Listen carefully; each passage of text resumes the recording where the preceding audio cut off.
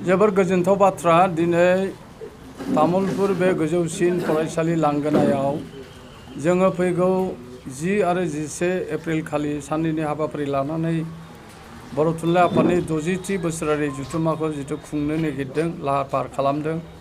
बेवहाय बानजाय आफादा सान हर बिथांमोनहा नांगासिनो दङ।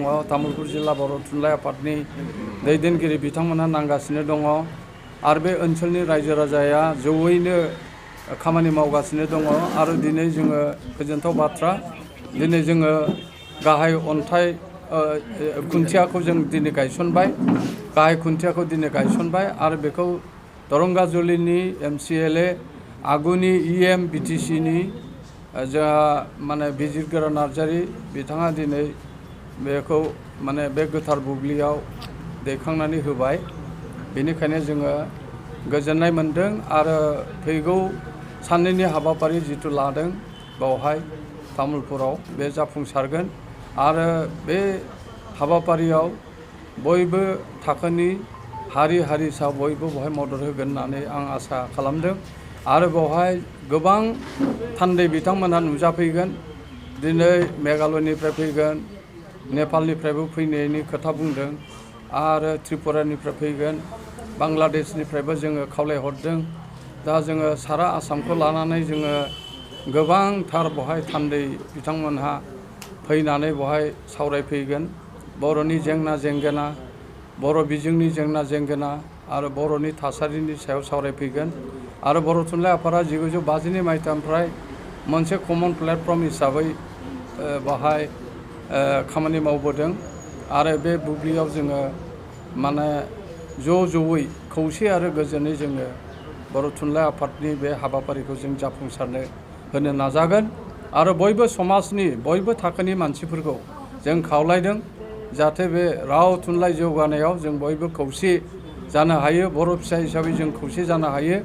जेरावखि थाया मानो, जेखि राजखान्थि हान्जायाव थाया मानो, जेखि धोरोमारि आफादाव थाया मानो, जेखि समाजारि आफादाव थाया मानो, जों बर' फिसा हिसाबै बे बर' थुनलाइ आफादनि जिथुनाखि हाबाफारि बेवहाय जोङो जेंना जेंगोनाफोरखौ मोजाङै सावरायनानै गोथौयै सावरायनानै जोङो जाहाथे जोङो माने जाथि हिसाबै हारि हिसाबै जों थांनानै थानो हायो आरो बेखिनिखौ जोङो अराय खावलायबोखादों आरो जोंनि गेजेराव थानाय जिथु फारागथि बेफोर जाहाथे गैया जायो, जोंनि गेजेराव गोजोन थासारि फैयो, बेखिनिखौ आं खावलायदों आरो बे तामुलपुर हालामनि बा BTR हालामनि गासैबो रायजो राजाया जाहाथे बर' रावारि बर' फिसाफ्रा जाहाथे बेवहाय लैहोर लैहोर फैनानै बाहागो लायो।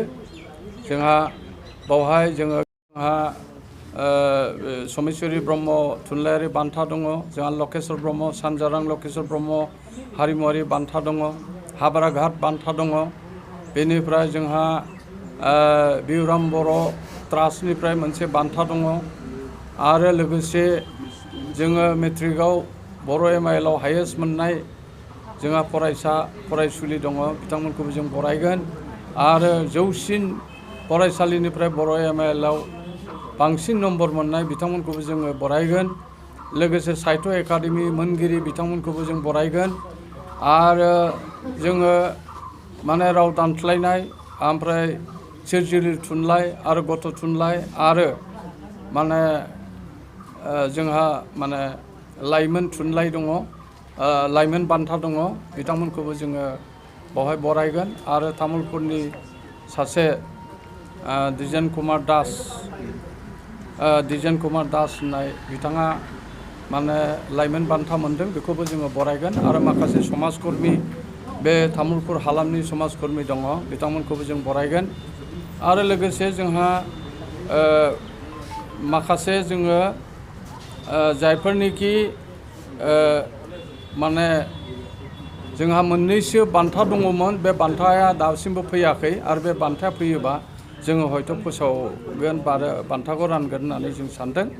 बेनिखायनो बे नैथि सानाव जोंहा फुंबिलियाव जों फिरफिला दैखांगोन, बिनि उनाव जोंहा मुंख्लं जों बाउगोन, बिनि उनाव जोंहा बरायनाय हाबाफारि दङ, बिनि उनाव जोङो गेवलां मेल जागोन आरो बे गेवलां मेला जाहाथे मोजाङै मोजां जाफुंसारो जों बेखिनिखौ आसा फारिदों। जोङो तामुलपुर ओनसोलनि रायजोफ्रा जोबोद गोजोननाय मोन्दों। मिरु थुनलाइ आफादा नैबे बोसोराव तामुलपुर रायजोनो बर' थुनलाइ आफादनि 60थि जथुम्माखौ तामुलपुराव खुंनो थाखाय हरनायनि थाखाय जोङो बेखौ मोनसे मोजां खाबु होननानैसो साननानै लादों। बिबान आरो खाबु जोंनाव जाबसिनना हरदों बे खोथाखौ जोङो साननो रोङाखै। मानो होनबा बानजाय आफाद हिसाबै जोङो तामुलपुरनि रायजोफ्रा जे नंगौ जोङो जिहेतु बे थुनलाइ आफादा जोबोद जोंनि थाखाय बर' हारिनि थाखाय मोनसे सम्पति। बिभिन्न बिथिङाव बर' रायजोखौ दैदेनलांनायाव राव हारिमुखौ दैदेनलांनायाव जोंनि मिडियामखौ जौगाहोनायाव बिथांमोननि सायावनो सोनारो। ओंखायनो बिथांमोननि बे आफादखौ जोङो तामुलपुराव जाहाथे मोजाङै खुंनो हायो मिरु आफादा बेखौनो जों मोजाङै खाबु होनांगोन। जायनि थाखाय मिरु जोङो बानजाय आफादनिफ्राय जोंहा बेखौसो साननाय फैदों जोङो जिखुनु प्रकारैबो जिखुनु राहायैबो जोङो जोबोद खस्थ' खालामनायबाबो जोङो बे आफादखौ जों मोजाङै जाफुंहोनो हानांगोन। अब्लासो जोंनि बे बर' थुनलाइनि आरो जोंनि तामुलपुर रायजोनि थांखियाबो जाफुंगोन होननानै सानो। बे बानजाय आफादनि आफादगिरि हिसाबै बेखौ आं बुंनो गोनां जागोन जे आफादखौ जुदि मोजाङै जुदि जों जाफुंहोनो गोनां जायोब्ला राङानो गुदि खोथा जाबाय, खरसानि खोथा थायो।